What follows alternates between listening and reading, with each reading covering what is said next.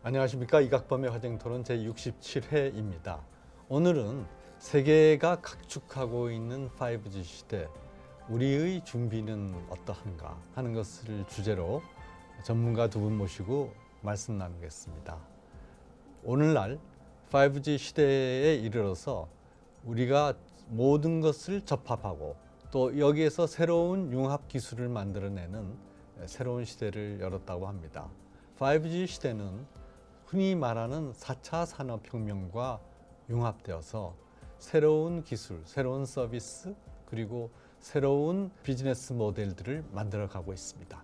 이러한 시대에 우리가 과연 얼마나 준비를 해왔으며 앞으로 우리는 이 새로운 시대에 여전히 세계에서 주목할 만한 역할을 하기 위해서 무엇을 해야 될 것인지 두 분 모시고 말씀 나눠보겠습니다.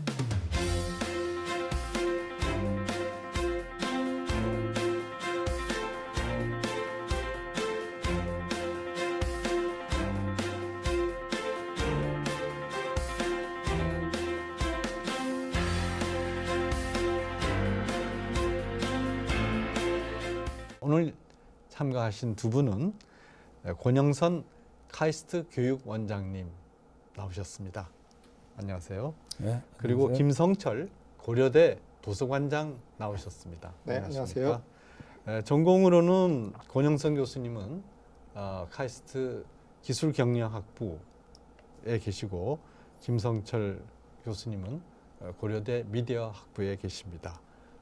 다 이 이동통신뿐만 아니라 이 새로운 정보통신 시대 그리고 새로운 뉴미디어 시대에 우리가 살아가야 될 전략에 대해서도 정통하신 분들입니다. 자, 이렇게 5G 시대에 세계가 각국이 경쟁하고 있는데 5G 시대 이거를 특별히 부각해 가지고 이게 경쟁하게 된 이유가 뭔가요? 예, 이동통신 기술의 발전과 함께 서비스의 세대가 발전이 되어 왔는데 가장 세대 간 구별의 기준은 속도라고 할 수가 있습니다. 그렇죠. 그러다 보니까 5G 시대라면은 역시 4G 시대와 구분되는 것이 그만큼 데이터 이동 속도가 빨라지기 때문에 새로운 서비스와 컨텐츠가 제공될 수 있어서 새로운 부가가치 창출이 네트워크 기반으로 많이 될 수 있기 때문에 5G 시대를 누구나 모든 국가가 기대하고 있는 것 같습니다. 네. 그런데 5G 시대에 이 경쟁이 붙었다 그랬을 때 우리가 그 전에 있었던 시대를 한번 반추해 볼 필요가 있잖아요. 네. 그래서 흔히들 이제 1세대 그러면은 뭐 엄청나게 네. 덩치가 큰 네. 그 아날로그 이동통신 들고 다니던 네. 그걸 1세대라고 그러고 우리가 이제 CDMA라고 해가지고 2세대는 디지털화돼서 이제 경량화돼서 하고 3세대는 이제 피처폰 이제 전성시대죠 말하자면 우리가 경험했던 IMT 2000은 2.5세대 이렇게 네. 올 수 있는데 4세대 때 뭐 이게 롱텀 이볼루션이라고 그래가지고 LTE가 롱텀 이볼루션이라고 아시는 분이 또 얼마나 될지 모르지만 예. 새로운 뭐 그야말로 긴 시간을 두고서 이게 진화한 것이다 이렇게 됐는데 5G 시대가 나와가지고 4세대까지와 다른 새로운 차원이다 그러는데 네. 그게 어떤 점인가요? 그러니까 1세대부터 4세대까지는 어떻게 보면 속도, 아까 권영선 교수님 말씀하신 속도의 변화 속에서 아날로그에서 디지털에서 좀 광대역 디지털로 가는 그런 전환이 있었고요. 네. 근데 5세대 이동통신 5G는 질적으로 좀 다른 세대라고 할 수가 있습니다. 예를 들어서 속도가 한 20배 빨라지는 부분이 있고요. 또 하나는 이제 초연결성이라는 특성을 갖게 돼요. 그러면 지금까지는 이동통신이 사람을 연결하는 도구였다면 이제부터는 세상에 존재하는 모든 사물을 사람은 한 75억 명밖에 되지 않잖아요. 그런데 사물은 정말 무한대로 많기 때문에 그 모든 사물을 다 통신으로 연결할 수 있는 이런 파급 효과를 갖게 되고요. 또 하나 중요한 게 그동안의 이동통신은 4세대까지는 폴트 잘못이 있을 수도 있고 뭐 지연이 있을 수도 있는데 5세대부터는 지연이 없습니다. 네네. 그래서 실제적으로 굉장히 크리티컬한 서비스들을 할 수가 있는 거죠. 예를 들어서 자율주행차 같은 경우는 지연이 있으면 안 되거든요. 네. 4세대 같은 경우는 이걸 시행할 수가 없지만 그렇죠. 5세대에서는 이게 가능한 겁니다. 그래서 네. 어떻게 보면 지금 지능정보사회 우리가 데이터와 어떻게 보면 인공지능을 바탕으로 여러 가지 서비스들을 그리고 있는데 그런 것들을 뒷받침할 수 있는 아주 가장 기본적인 인프라라고 할 수가 있습니다. 네, 이 권영선 교수님과 김성철 교수님 두 분이 이 5세대 이동통신 서비스에 대해서 정말 핵심을 짚어서 잘 설명해 주셨는데요. 물론 5세대 그러면은 무엇보다도 스피드겠죠. 네네. 네, 스피드인데 이 스피드가 그냥 스피드가 아니라 많은 대상이 사람과 사람, 사람과 사물, 사물과 사물. 요새는 이제 특히 사물과 사물이 네. 서로 커넥트되는 멀티 커넥티비티가 네. 이고 그 마지막에 이제 김성철 교수님이 지적하신 그 지연이 있어서는 안 된다. 이 정말 자율주행 자동차가 있는데 그 지연이 되는 게 우리가 밀리세기라고 그러잖아요. 네. 네, 그 밀리세기 높아지면은 뭐 사람 이미 다 죽고 난 다음에 브레이크 밟으면 네. 뭐 하겠어요. 네. 그러니까 네. 무엇보다도 사물과 사물의 통신에 있어서 지연이 생기면 안 되는데 이 세 가지 특징을 지금 잘 말씀해 주셨습니다. 그러니까 이것을 기반으로 해서 우리가 다양한 이제 산업과 연결이 돼서 방금 말씀하신 자율주행 자동차 그리고 우리가 새로운 어떤 지식 차원에 있어서 이것이 어떻게 전개될까 할 때도 이 AI와 접합하는 이것도 네. 사실은 거기서 우리가 네. 지연이 있으면 안 되잖아요. 예. 맞습니다. 네. 그런 영역들을 확대해 가지고 우리가 볼 수 있는데 여기서 왜 그러면 세계는 유난히 지금까지 있었던 다른 시대의 스피드나 이런 데 대한 경쟁보다도 5G 시대가 되니까 아주 눈에 불을 켜고 지금 경쟁하는데 그 이유가 뭔가요? 그 제가 흥미로운 비유를 하나 읽은 적이 있습니다. 그것에 따르면은 그 인공지능은 인류가 지향하는 행성에 비유를 할 때 그 행성에 도달하기 위해서는 머신러닝 기계 학습이 필요하고 네. 기계 학습이 가능하기 위해서는 연료가 필요한데 그 로켓을 발사할 수 있는 기계 학습이라는 로켓을 쓰기 위해서는 연료가 필요한데 그 연료는 빅데이터라고 네. 이제 합니다. 네. 근데 이제 5G가 되면 아까 김성철 교수님이 이게 사물 인터넷 네. 모든 인간과 인간, 네. 사물과 사물, 인간과 사물까지 다 연결하는 네트워크가 되면은 네. 데이터가 실시간으로 온갖 종류의 이제 데이터가 모이는데 그것이 머신러닝과 AI와 인공지능과 연계에 대해서 사용될 때 여러 가지 생산성 향상, 부가가치 새로운 서비스 창출 또는 부가가치 창출에 가능하기 때문에 그런 것들이 가능하기 때문에 5G를 기간 네트워크로 거기서 먼저 이제 서로 주도권을 잡으려고 국가들이 경쟁하고 있는 것 같습니다. 그러니까 네. 저희가 이제 국가 표를 내세웠을 때 우리가 산업화에는 뒤졌지만 정보화에서는 네. 좀 앞서가자는 그런 표를 내걸은 적이 있습니다. 그래서 우리가 그게 IT 강국이 이제 된 예. 문민정부 때문에. 네네. 그래서 대한민국이 그래도 IT 강국이라고 뭐 이렇게 자타가 공인해 왔는데 이제는 그냥 정보화 시대가 아니라 지능 정보화 시대로 가고 있잖아요. 근데 지능 그렇죠. 정보화 시대는 기본적으로 모든 사물이 연결돼서 거기서 수많은 데이터가 나오고 그것을 인공지능으로 굉장히 면밀하게 분석을 해서 생활 속에 적용하는 시대가 된 거거든요. 이렇게 된다면 그 지능 정보 시대의 주도권 뭐 글로벌한 생태계 주도권 내지는 어떤 국가 간의 경쟁력을 가지려면 기본적으로 이 기술을 선점하지 않으면 선진국이 될 수 없는 거죠. 그렇기 때문에 당연히 5G는 기반이 되는 그런 통신망 기술이니까 5G 기술을 확보함으로써 지능정보 사회 세계 글로벌 생태계를 끌어갈 수 있는 국가 경쟁력을 갖겠다는 그런 큰 의미가 있고요.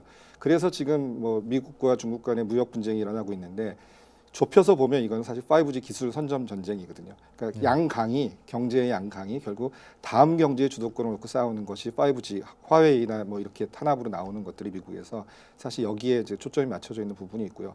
우리가 이제 5G 시대에 4G와 뭐가 다르냐 그러면 뭐 당연히 지금까지 모든 세대의 그 특징이 그랬듯이 스피드가 예. 빨라진 거죠. 제가 그 5G 시대에 요구되는 그 스피드가 어느 정도죠?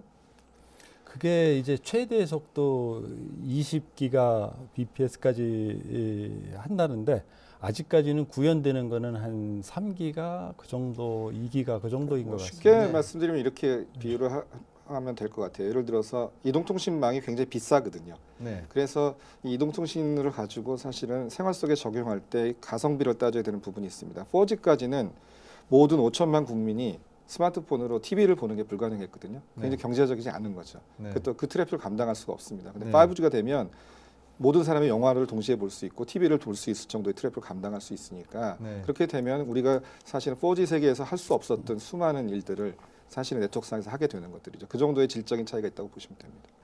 저희가 처음 이 국가정보통신 기본망 만들 때 그때 우리가 구현하려고 했던 백번망입니다. 이거는 네. 이 가성비가 네네.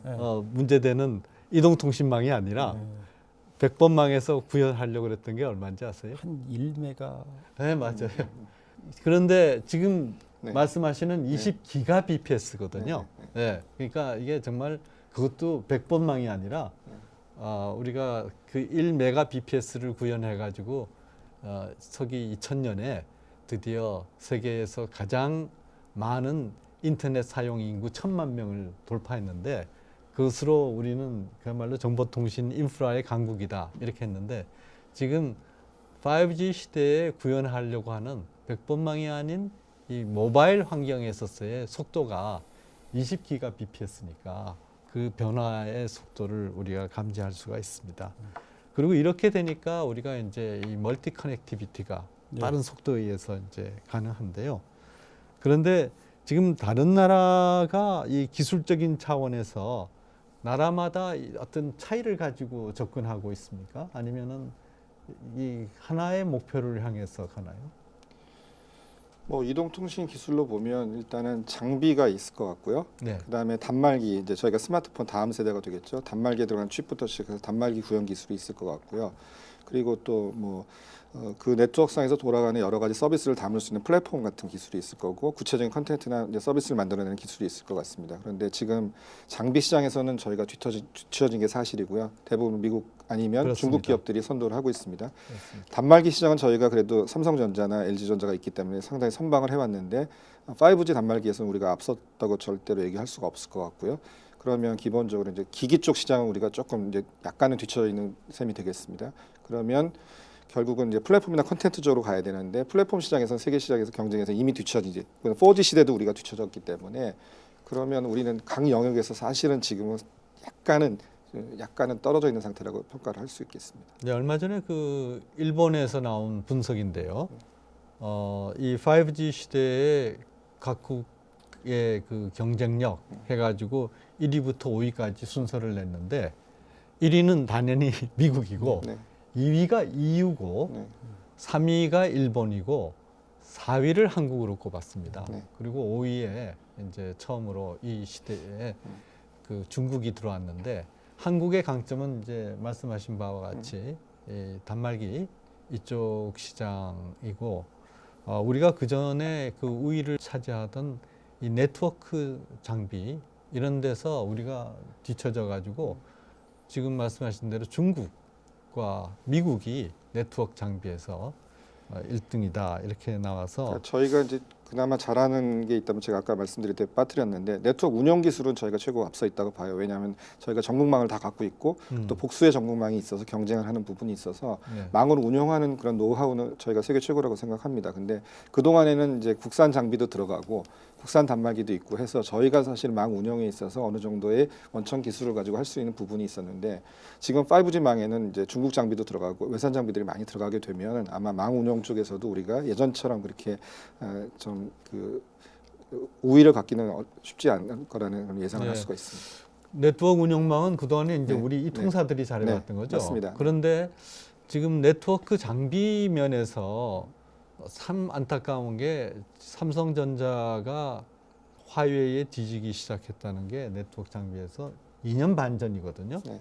그러면 2년 반을 우리가 거슬러 올라가면 뭐 한참 뭐 최 무슨 씨 사태 이래가지고 온 나라가 저 정치적으로 시끄럽고 CEO가 국회 청문회에 불려와가지고 콘줄이 나고 하던 그 시절에 우리는 세계와 경쟁하는 중요한 이 경쟁의 고삐를 놓친 것이 아닌가 하는 그런 생각도 들어가지고 참 아쉽습니다만은 방금 말씀하신 것처럼 우리가 네트워크 운영 기술이 나아졌다고 하더라도 네트워크 장비에 있어서 이미 이질적인 것이 이렇게 들어오게 되면 전체적인 운영에 있어서는 그 우리가 여전히 세계 우위의 기술을 점하고 있다 이렇게 할 수 없지 않습니까? 예, 예. 그러다 보니까 저 볼 때는 5G 네트워크 시대에 있어서도 이 앞서 나가기 위해서는 뭐 장비라든지 이게 전체 이 가치 체인이 밸류 체인이 제대로 이제 모든 영역에서 경쟁력을 확보해야 되는데 그러기는 저희 나라의 국가 경제 사이즈라든지 네트워크 규모라든지 그런 걸 볼 때 힘들 것 같고 과거에도 그랬고 앞으로도 그렇고 네트워크는 사실 기반 시설이기 때문에 그 위에서 어떤 서비스가 이제 잘 돌아가느냐에 따라서 거꾸로 이 서비스 계층이 잘 풍성하게 발전해 나갈 때 네트워크는 따라가는 면도 없지 않아 있습니다.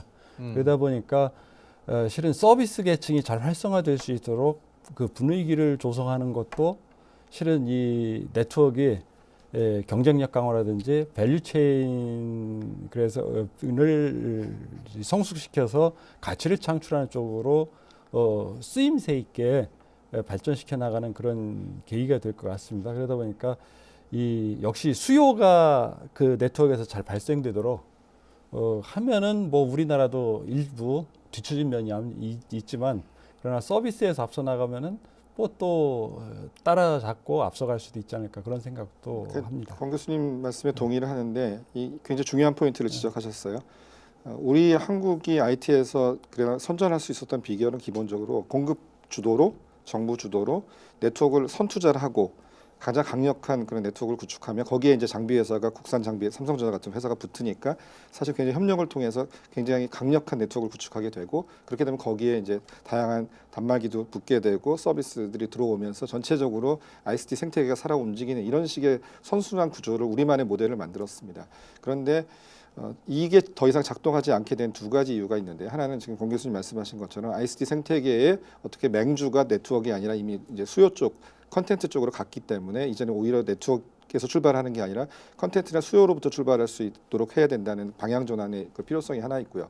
또 하나는 네트워크에 투자를 하려면 기본적으로 통신 사업자가 어느 정도의 초과 수익은 얻어서 그걸 갖고 과감한 투자를 해야 되는데 지금처럼 통신비 인하가 공약사항이 되는 이런 상황에서는 사실 사업자가 투자할 만한 여력이 없습니다. 선제적으로 투자를 할 수가 없습니다. 그렇게 되면 결국 시장에 따라서 필요한 만큼만 합리적으로 투자를 할 수밖에 없기 때문에 이전의 공식은 통하지 않게 되는 거죠. 그렇다면 저희는 이제 네트워크에서의 우위를 바탕으로 뭔가 도모하기보다는 권 교수님 말씀하신 대로 오히려 생활 속에서 수요를 잡아내고 그 수요를 담아내는 서비스나 컨텐츠를 개발하고 역으로 가는 방향으로 가는 것들이 맞습니다. 네, 우리나라가 전통적으로 정보통신 강국이라고 한 것은 앞에서 말씀드린 바와 같이 국가 정보통신 기본망을 잘 깔고 그 위에서 서비스가 일어날 수 있는 인프라 강국이라는 의미였는데 그 이후에 이 플랫폼이라든지 컨텐츠라든지 이런 새로운 영역의 개발에 우리가 많이 뒤처져 있었고 이것이 연동이 되지 않아 가지고 사실은 정보통신 강국이라는 말이 그동안에 무색해 왔었습니다. 그런데 문제는 새로운 시대의 이 5G 시대는 장비 시장이 승자 독식 시장이라는 겁니다. 그래서 화웨이의 그 네트워크 장비에 대해서 미국이 그토록 신경을 쓰고 그리고 EU와 더불어서 화웨이를 사지 마라.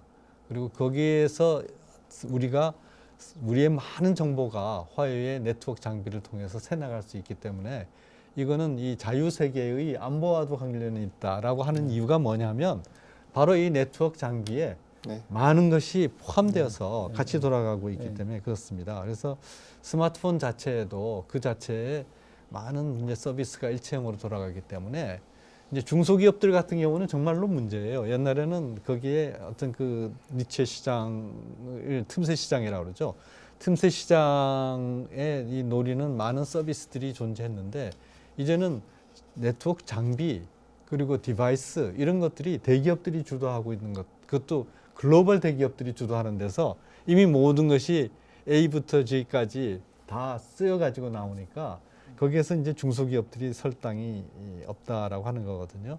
이런 가운데서도 우리가 새로운 서비스를 확보하기 위해서 노력해야 되고 또 우리 스스로도 지금 네트워크 장비에서 화웨이에 2년 반 뒤졌다.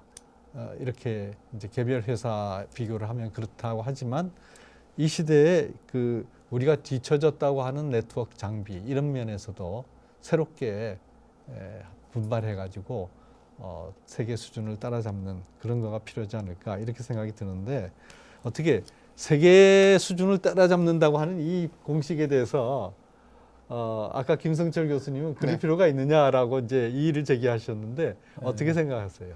제가 볼 때는 역시 우리나라는 그 과거에도 그렇지만 국가의 그래도 이 국가가 이끌어주는 역할이 여전히 좀 어느 정도는 또는 이게 밀어주는 역할이 좀 필요한 면도 있는 것 같습니다. 그러다 보니까 과거 아까 김성철 교수님도 말씀했는데 그 과거 정부가 했던 게 그 산업화엔 뒤졌지만 정부에서는 앞서간다고 했는데 그게 또 하나 적용될 수 있는 부분이 실은 AI 부분이 됩니다. 그러니까 AI도 우리가 뒤졌지만 실은 AI도 이제 막 시작되는 부분이라 현재 뒤졌지만 조금만 더 노력하면은 그리고 새로운 분야를 치고 나가면은 앞서 나갈 수 있는 부분도 있기 때문에 그리고 AI는 또 하나 그 인공지능은 그 5G 네트워크에서 나오는 데이터를 가장 잘 효율적으로 써서 서비스를 만들어내고 부가가치 창출할 수 있기 때문에 그쪽에도 이제 여러 가지 물론 이제 5G가 서비스에 쓰일 수 있는데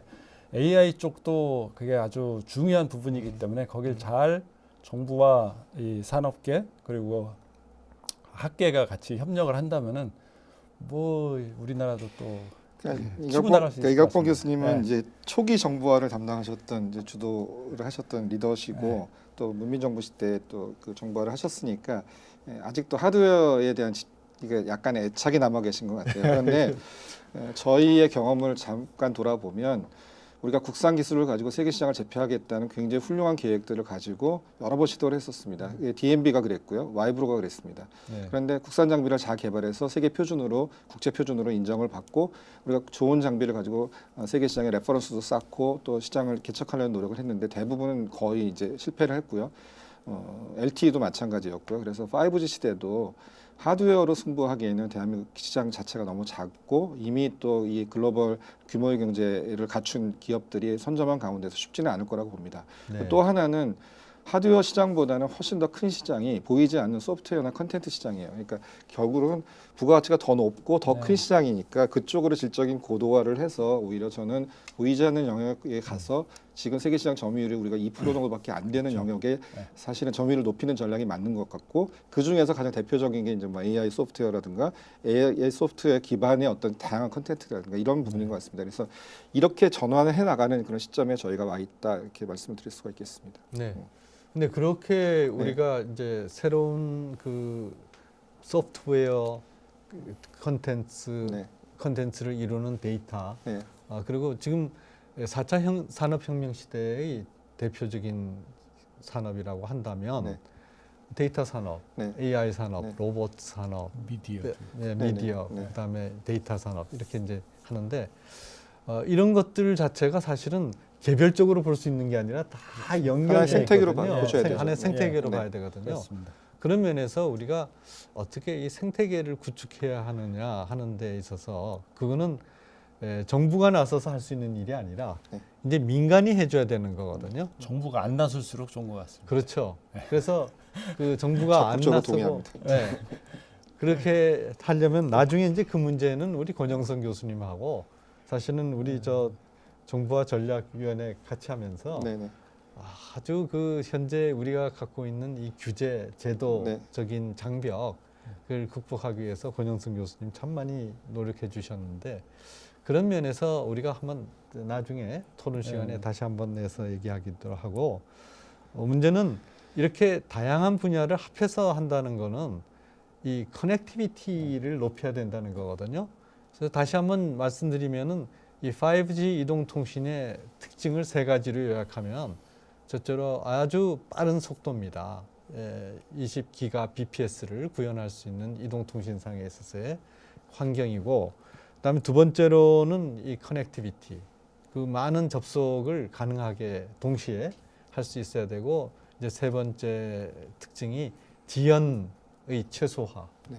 이게 이제 5G 이동통신이 갖고 있는 특징인데 이럴 때 우리가 이제 두 번째 이 핵심적인 다양한 분야에 있어서의 이 커넥티비티 연결성을 높이기 위해서 뭘 해야 되느냐 특히 지금은 연결이라고 할 때 사람과 사물의 연결이 아니라 사물과 사물의 연결이 그게 더 많이 있거든요.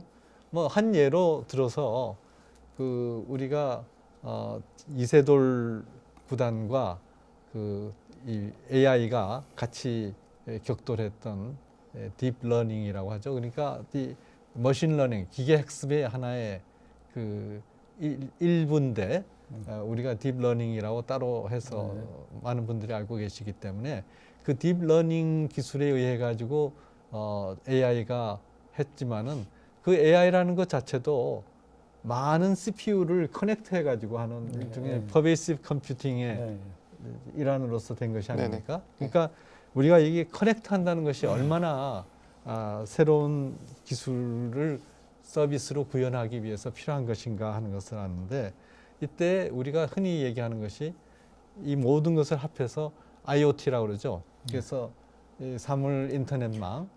예. 근데 그때 그 사물 인터넷망이 갖고 있는 5G 시대의 의미는 어떤 것이 있습니까?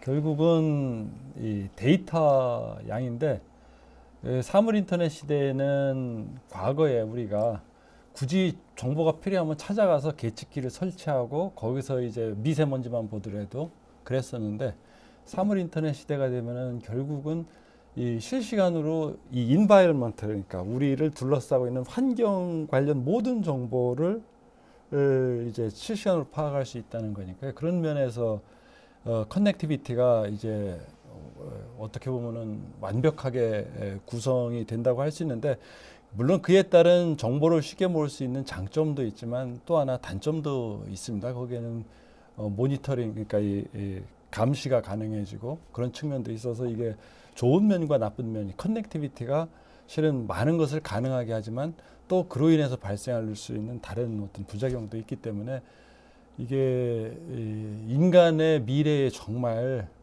좋은 방향으로 쓰일 수 있게 하려면은 여러 가지 정부나 산업계 그리고 사회단체 간에 또한 새로운 이 환경의 룰을 정하는 노력이 필요할 것 같습니다. 그러니까 모든 것이 연결된다고 했을 때 이게 지금 기존의 삶과 굉장히 다른 그런 삶이 펼쳐지게 되는데요.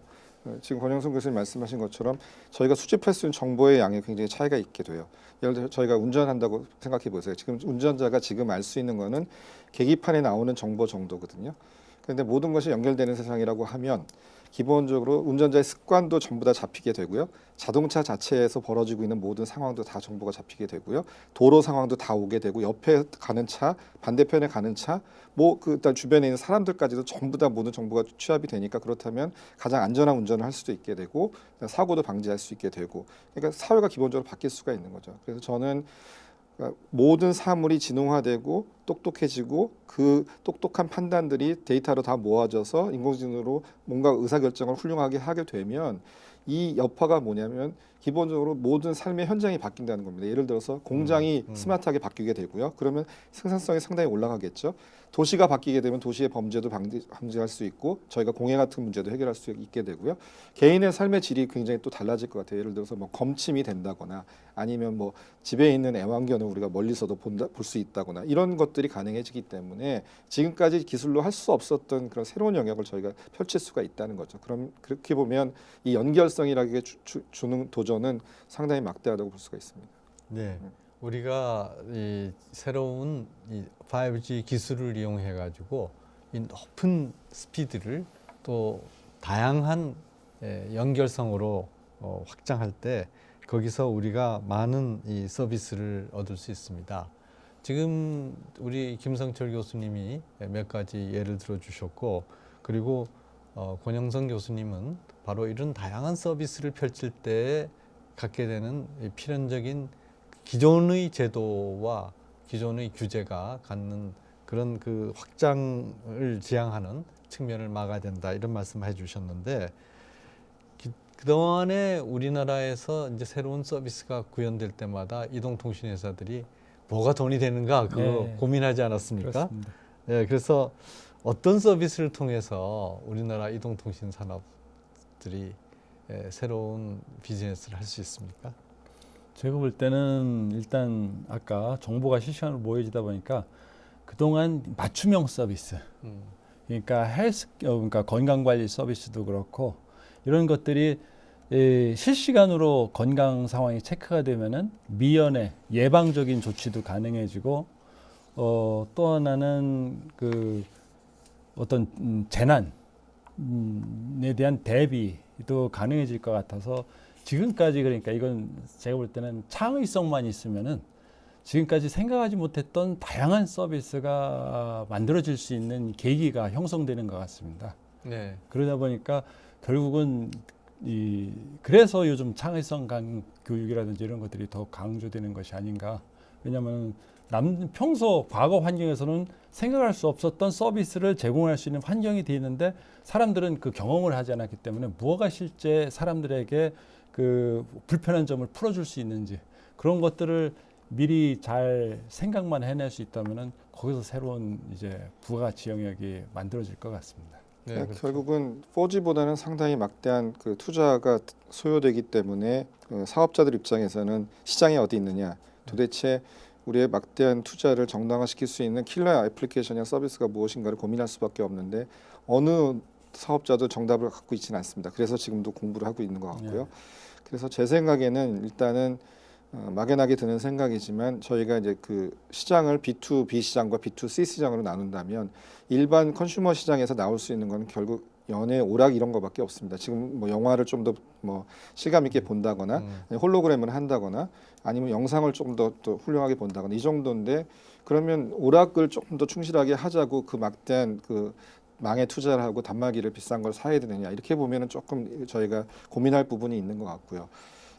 그러다 보니까 선진국들 중국이나 미국 같은 경우는 생산 현장이나 아니면 그 정부 현장, 그러니까 어떻게 보면 혁신이 필요한 실제적인 현장에 이 기술을 도입해서 획기적으로 생산성을 바꿀 수 있는 쪽으로 이제 B2B나 B2G 쪽, 뭐 G2, 뭐 B 이런 쪽으로 가게 된 것 같습니다. 네. 대표적인 예가 제조업을 바꾸는 거죠. 네. 제조업을 획기적으로 바꾸는 거, 네. 아닌 도시의 경영을 바꾸는 부분들, 아까 네. 재난 쪽 같은 것도 말씀하셨고요. 네. 그래서 저는 일단은 그런 좀 그 비즈니스 영역으로 도메인으로 시장을 볼 필요가 있지 않나 이런 생각을 합니다. 그렇습니다. 이게 저 새로운 수요 창출이 어디서 일어날 것인가 이거를 기반으로 해가지고 우리가 산업 디자인을 해야지 그냥 막연히 이런 기술이 좋다라고 해가지고 하게 되면 막대한 투자를 해야 되는 기업의 입장에서는 굉장히 큰 낭패를 볼 수가 있는데 방금 그 B2B, B2C,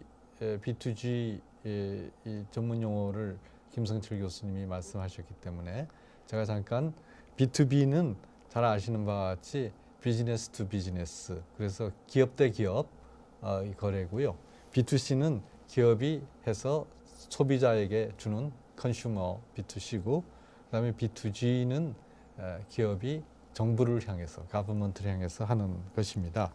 이렇게 다양한 형태의 그 서비스가 일어나는데 아까 말씀하셨듯이 공장도 이 다양한 커넥티비티를 이용해 가지고 커넥티드 팩토리 뭐 이런 얘기 나오지 않습니까? 그래서 이 공장도 연결되어서 하고, 그리고 GE가 그 우리가 경험하는 그냥 비행기 엔진 공장이다.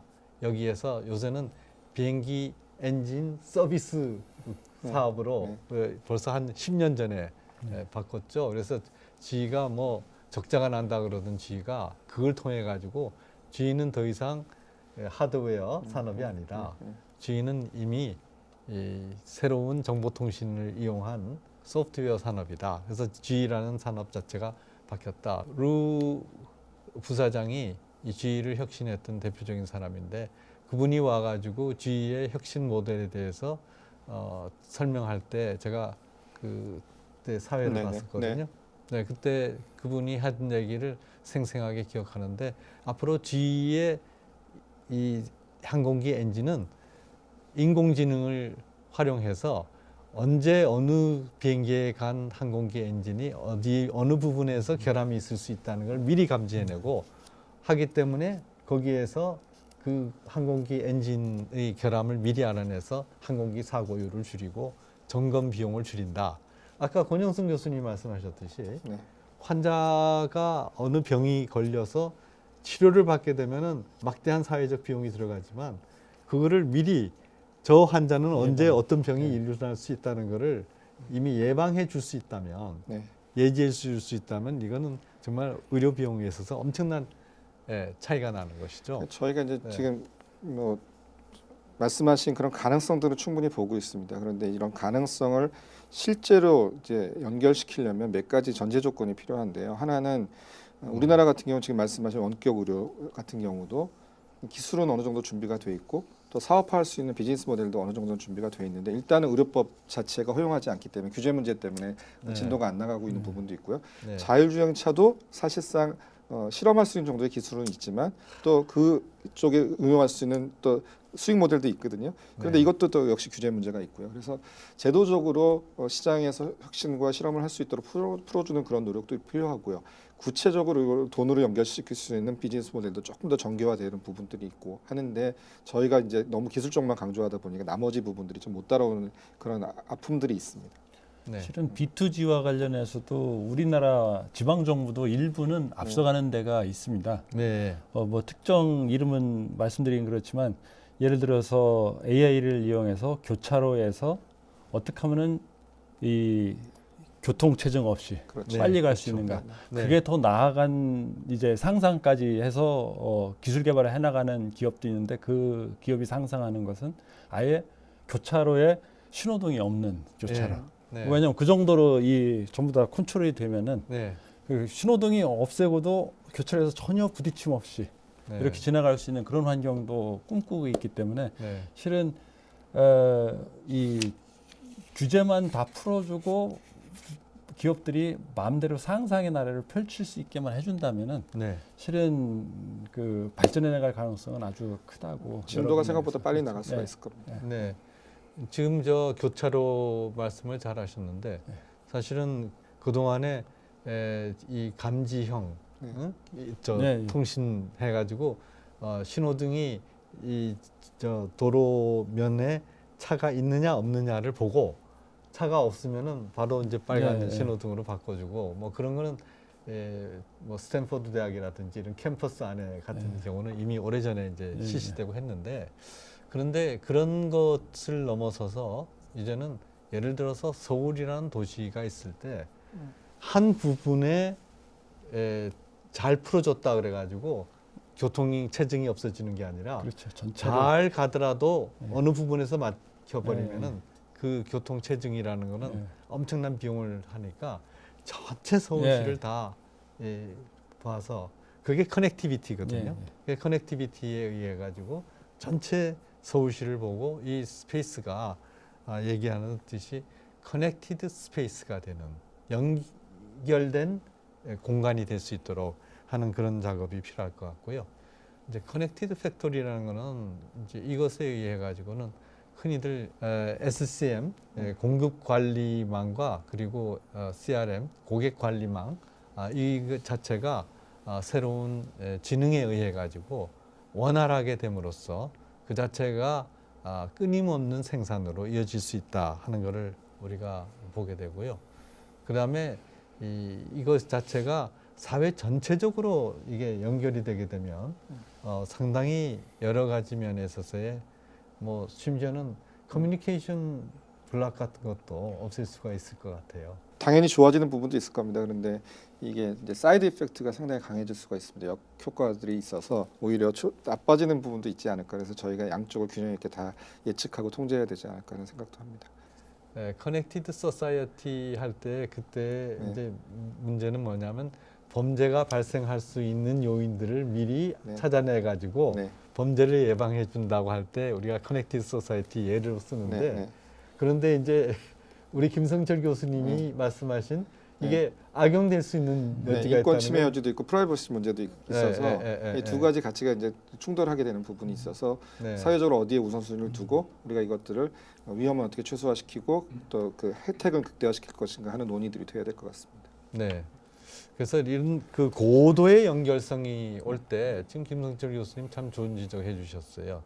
프라이버시 문제, 네, 네. 그다음에 이제 인권 문제 이게 오거든요. 우리 저 권영순 교수님 저 정보전략위원회에서 같이 할 때 네. 저희가 빅데이터로 예. 앞으로 새로운 시대를 만들자는 프로젝트를 했을 때 그때 제일 먼저 제기됐던 게 이 개인정보 보호였거든요. 네, 그렇죠. 그래서 우리가 곳곳에서 데이터를 모아야 되는데 이 개인정보 보호 때문에 새로운 서비스가 네. 구현되지 않는다는 걸 많이 느꼈습니다. 아까 말씀하신 원격 네. 의료도 그렇고요. 예, 예. 그리고 이 의료 서비스 자체가 병원과 병원이 연결이 되고 그렇죠.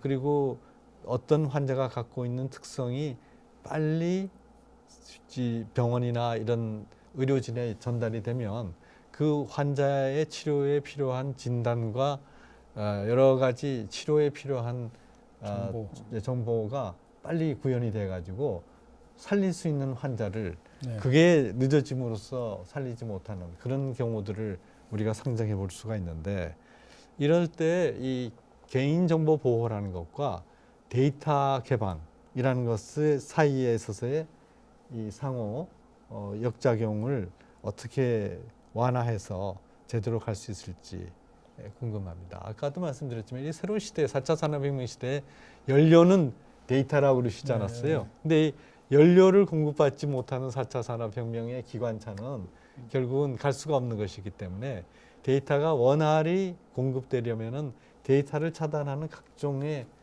장벽과 규제를 풀어야 된다는 생각인데. 결국은 그 개인정보 보호와 침해를 균형을 이루는 거는 데이터를 누가 통제를 할 수 있느냐 거기에 관건이 있는 것 같습니다. 그러다 보니까 실은 내 건강 관리 정보는 내가 판단해서 내가 제공하고 할 수 있는, 그러니까 정보에 대한 주권이라고 할까요? 뭐 개인적인 소유권을 어디에다 주느냐. 그러니까 이걸 기업에게 주면은 기업은 당연히 이걸 서비스 개발에 쓸 텐데 그럴 경우 이제 침해 여지가 또 발생하게 되다 보니까 그 정보를 누구가 컨트롤을 할 수 있는지 통제할 수 있는지가 가장 중요한 아마 이슈가 될 것 같다는 생각입니다. 현실을 보면 저희가 이제 조사를 해보고 연구를 해보면 일반 국민들, 그러니까 소비자들의 그 개인정보 인식은 상당히 낮습니다. 네. 그러니까 다른 나라에 비해서는 낮습니다. 네. 그런데 우리나라의 개인정보 규제는 세계에서 가장 강한 편입니다. 그러면 이 격차가 너무 큰 거죠. 그래서 그 사이에 균형 접점이 있을 것 같은데요. 저는 개인정보를 활용해서 산업을 일으키고 혁신적인 그런 서비스를 도출할 필요가 있기 때문에 지금보다는 더 개방하는 쪽으로 가야 되는데 그 위험에 대해서 컨트롤할 수 있도록 뭔가 장치가 필요한 부분도 있습니다. 그게 기술적으로 하는 부분도 있고 또 개인정보의 어떤 오너십을 뭐 개인이 통제할 수 있도록 하는 방안도 있고 해서 저는 그런 또 현실적인 방안들을 찾아낸다면 지금보다는 조금 더 완화한 형태로 생산적인 용도로 쓸 수 있도록 갈 수 있다고 봅니다. 근데 그게 사실은 사회적인 합의가 필요한 부분인데 여기에 대해서 워낙 견해차들이 크기 때문에 저희가 사실 진도를 더 못 빼고 있는 것 같습니다. 네. 우리나라 금융기관들이 뭐 여러 번 이 해커들한테 털렸음에도 불구하고 은행은 여전히 공인인증서 쓰고 있죠. 그것에 집착하고 있는데 공인인증서라는 것이 굉장히 좋은 제도이긴 하지만 완벽하지 못하고 오히려 공인인증서라는 그 벽이 있음으로 해서 그 벽을 뚫고 들어가는 그런 기술이 또 많이 있다는 것도 알려진 사실인데 과감하게 그런 제도를 바꾸지 못하는 이유는 우리 권영선 교수님도 다 전에 재정경제부에 근무하셨고 했는데 그 정부에서 말이죠. 개별 공무원의 입장에 있어서는 자기가 책임지고 이 규제를 풀었다. 그런데 사고가 났다. 그러면은 그 규제를 푸는 것이 역사적인 진행 방향으로 보면은 올바른 방향이지만 그 사고에 대한 책임은 공무원 개인이 져야 된단 말이죠. 그러니까 이게 모든 인간의 결정이나 선택이나 규제에 따른 그 결과는 좋은 면과 나쁜 면이 항상 같이 오지 않습니까? 그렇죠. 하나 뭐 어떤 것이 네, 뭐 항상 좋은 것만 있을 수는 없으니까. 그렇죠. 그러니까 이 현재 규제가 있다면은 그거는 실은 과거 환경에서는 그게 필요해서 만들어졌을 수가 있습니다. 그렇죠. 근데 이제 환경이 변하면은 그 규제를 풀므로써 없는 이득이 그것을 유지하는 데에 따른 비용보다 그게 훨씬 크니까 그걸 풀어서 우리가 오히려 함께 잘 살 수 있는 세상을 만들려면은 그런 걸 풀어갖고 여러 가지 새로운 일자리도 창출하고 부가가치도 창출하고 해야 이게 우리 경제가 커가는데 그런 부분을 이제 하면은 항상 부작용도 따르다 보니까 항상 이 규제권을 갖고 있는 사람은 그 부작용이 발생했을 때 이 이익이 훨씬 클 수 있지만 그 부작용이 발생했을 때 자기에게 오는 어떤 손해라고 할까요? 또는 뭐 그런 것들 때문에 역시 주저하는 그런 면이 있다고 봅니다. 네. 우리 권영선 교수님이 말씀하신 이 사람이 갖고 있는 여러 가지 규제에 대한 태도, 이걸 전체적으로 사람과 연관시켜 가지고 확대해서 보면 모든 사람이 장점과 네. 단점을 갖고 있는데 유독 우리나라는 다른 아마 지금 이 시점에서 지구의 어떤 나라보다도 남의 단점을 들춰내고 파헤치는데 중점을 두고 장점을 부각하는 데는 아주 인색한 것이 아닌가 하는 그런 생각을 합니다. 근데 또 한편에서 다른 각도에서 좀 보면 그러니까 정부와 시장이라는 관점에서 봤을 때는 과거에는 정부가 더 많은 자원과 정보를 갖고 있고 또 우수한 인력이 있었기 때문에 정부가 주도하고 정부가 목표를 세우고 정부가 의사결정을 해서 끌고 가는 것이 가능했는데 지금 이렇게 불확실한 시대에 정부가 미래를 예측하고 통제해서 정부가 결정해서 끌고 갈 수는 없다고 봅니다. 네. 불가능하고 해서도 안 되는 겁니다. 그렇다면 완전하지는 않지만 그래도 저희가 만든 그나마 나은 제도인 시장을 믿고 가야 되는데 우리나라는 기본적으로는 아직도 관주도 정부가 주도해야 된다는 그 오래된 생각들이 남아 있고요. 시장을 못 믿는 부분도 있고 특히 반기업 정서 같은 거 강하면서 기업을 못 믿는 거죠. 이렇게 되면은 뭐 규제를 도저히 풀 수가 없는 상태고 기업들이 뭔가 실험하고 시도한다는 것 자체를 허용을 못하게 됩니다. 그래서 우리가 자유민주주의 국가고 시장 경제를 하고 있으니까 기본적으로 시장에서 자유롭게 뭔가 시도할 수 있도록 해주는 사회적인 분위기가 합의가 돼야 되는 부분이 있고요. 정부는 시장의 실패를 보정해 준다거나 시장에서 문제가 생겼을 때 징벌하러 들어가서 이용자를 보호한다거나 사후적으로 사실 규제를 하는 되는 부분이 있거든요. 그래서 저는 이런 어떤 사회적 의식의 질적인 변환이 있어야 된다고 봅니다. 그렇지 않고 모든 걸 공무원 탓하는 것은 사실 어려운 부분이 있습니다. 예, 그래서 우리 김성주 교수님 지금 지적하신 바와 같이 규제의 기본적인 방향은 사전 규제가 아니라 사후 규제로 문제가 생겼을 때 처벌한다라고 하는 사후 규제로 가야 되고, 그래서 포지티브 규제, 네. 이것은 안 된다가 아니라 이것만 안 된다. 네. 그럼 나머지는 네거티브 알아서 규제로. 하라 하는 맞습니다. 네거티브 규제로 가야 되는데 지금 우리가 그 큰 전환을 못 하고 있고요. 그렇기 때문에 문재인 정부도 소득주도 성장을 한편으로 내세우면서 다른 한편으로 혁신 성장을 내세웠는데 소득주도 성장은 어쨌든 그 효과가 긍정적인 방향이든 부정적인 방향이든 지금 우리 사회에 크게 지금 나타나고 있습니다.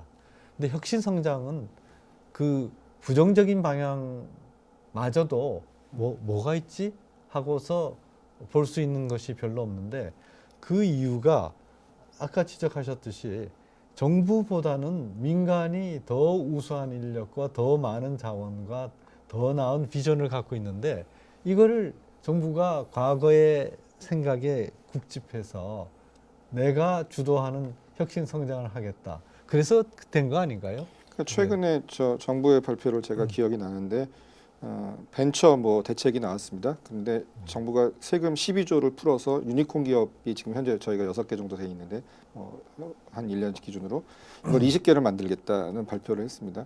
어떻게 보면 뭐 정부가 굉장히 강력한 자원을 투입해서 벤처 붐을 다시 한번 일으키겠다 하는 것들은 굉장히 좋을 수가 있는데 얼핏 보면 그런데 이게 정부가 세금을 직접 써가면서 기업을 만든다고 만들 수 있을 것인가, 유니콘 기업이란 게 그렇게 뚝딱 돈으로 만들어지는 것인가 하는 그런 의문을 갖게 되는 부분이 있고요. 이거는 오히려 정부는 사람을 키운다거나 어떻게 보면 인프라를 좀 조성을 해주고 분위기를 조성해주고 기업들이 과감하게 도전하고 경쟁해서 거기서 누군가 살아남아서 유니콘이 되게 만들어줘야 되는 부분인데 여전히 우리는 개발 시대에 하던 그런 모델로 똑같이 정부가 돈 써서 밀면 된다는 아직도 2019년 시점에 이렇게 이제 혁신 성장의 프로그램이 나온다는 것 자체가 상당히 유감스러운 부분이 있습니다. 그러니까 보면은 이해 갈등을 좀 정부가 그거를 잘 풀어주면은 실은 혁신 성장이 가능한 부분이 많이 있습니다. 최근에 우버 문제라든지 공유 택시 그런 것도 실은 그건 어떻게 보면은 기존 택시 기사분들에게는 이게 생존에 걸린 문제다 보니까 어려운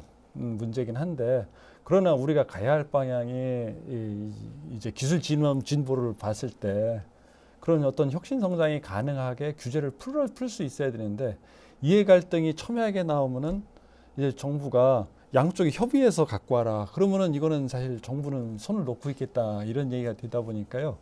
그런 때 실은 정부가 그 시장 실패로 이게 이어지지 않게 어느 정도는 좀 더 욕을 먹더라도 자신감을 갖고 밀고 나갈 수 있는 부분은 밀고 나가줘야 이게 새로 기술을 개발하는 사람들 입장에서 이제 아이디어만 갖고 도전을 해도 되겠다라는 그런 생각이 공유가 될 것 같습니다. 근데 그런 것들이 사실 불가능하다는 오히려 그런 현상이 나타나다 보니까 오히려 이제 자꾸 분위기는 위축되는 그런 상황인 것 같습니다.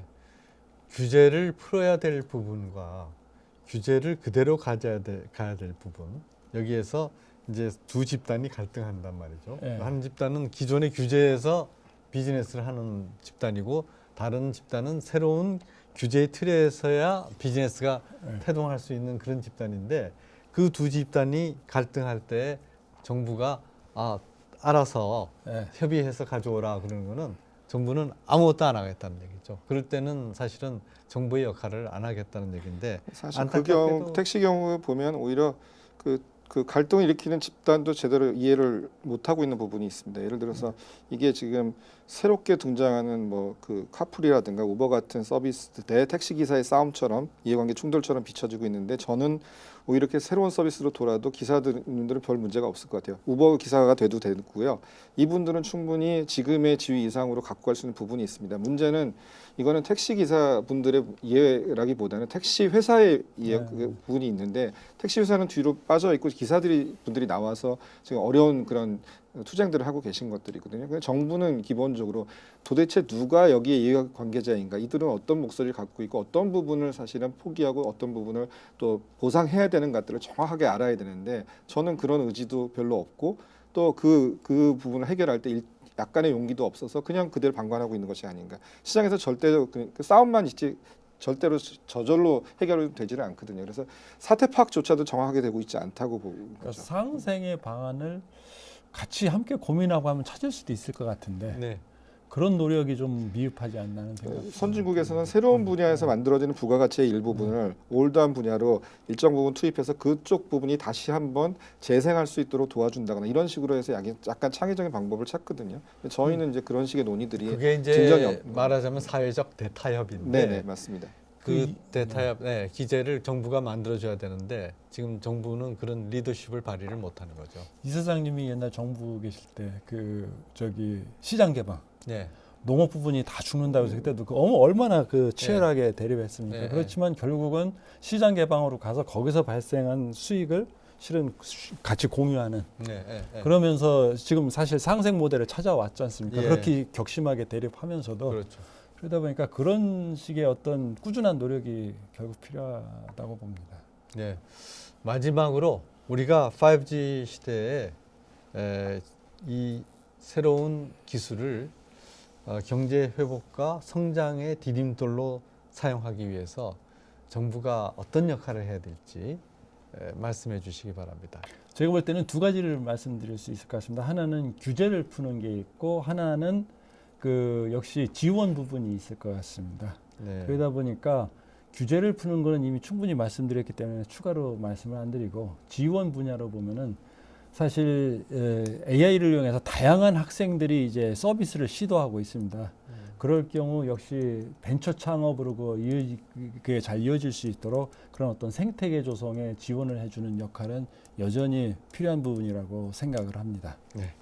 김성진 교수. 정부가 직접 뭘 하기보다는 사실은 간접적인 후원 역할을 하는 게 좋은데요. 가장 할 수 있는 것들이 결국 R&D와 인력 양성인 거라고 생각합니다. 근데 R&D 같은 경우는 지금은 딱 핫한 이슈를 잡아서 정부가 정부 주도적으로 돈을 뿌려가면서 R&D를 탑다운으로 하고 있는데 이런 모델은 더 이상 통하지 않으니까 오히려 바텀업으로 밑에서부터 경쟁에 의해서 기술에 대한 투자가 이루어질 수 있도록 방향을 좀 전환할 필요가 있고요. 사람은 100번 강조해도 또 소홀함이 없기 때문에 사람을 키워나가는 쪽으로 과감한 투자가 있었으면 좋겠습니다. 그리고 규제에 대해서는 대부분 놔야 되는 거고 저희가 그렇게 논의를 했는데 한 부분은 조금 더 좀 신경을 썼으면 좋겠어요. 예를 들어서 이동통신망에 대한 수혜자가 국내 기업이 아니라 외국 기업일 가능성이 있습니다. 이렇게 통신망이 빨라지고 안정화되면 그러면 유튜브라든가 넷플릭스 같은 회사들은 네트워크 비용도 거의 되지 않으면서 사실 최고의 수혜자가 될 가능성이 있기 때문에 이거는 사실은 우리가 투자를 하고 결국은 외국 기업들 배를 빌려주는 이런 예기치 않은 결과를 갖고 오게 되기 때문에 이 부분에 대해서는 어떤 국내 기업들이 역차별을 받지 않도록 외국 기업과의 관계에서 정부가 어느 정도 나서서 게임의 룰을 만드는 것들은 좀 더 신경을 써야 될 것 같습니다. 오늘 5G 시대 한국의 세계적 위치는 어디인가 하는 제목으로 두 분 교수님께서 열띤 토론을 해주셨습니다. 권영선 카이스트 교육원장님과 김성철 고려대 도서관장님 두 분이 최고의 전문가로서 이 분야에 대해서 말씀을 해주셨는데요. 결국은 새로운 스피드와 그리고 많은 이 연결성 그리고 지연 최소화를 목표로 한 5G 시대가 본격적인 이동통신 시대를 열면서 우리는 이에 맞는 서비스와 컨텐츠를 개발하고 이 자체가 국민의 복리 증진에 기여하고 우리 산업 진흥에 기여할 수 있도록 노력해야 될 것입니다. 이를 위해서 정부는 필요한 규제 철폐와 또 필요한 산업 진흥을 위해서 지혜를 모으고 그것이 기존의 산업의 관성의 법칙에 의해서가 아니라 새로운 시대를 열어가는 도약의 계기로 새로운 시대를 열어가면 좋겠습니다. 감사합니다. 네, 감사합니다. 감사합니다.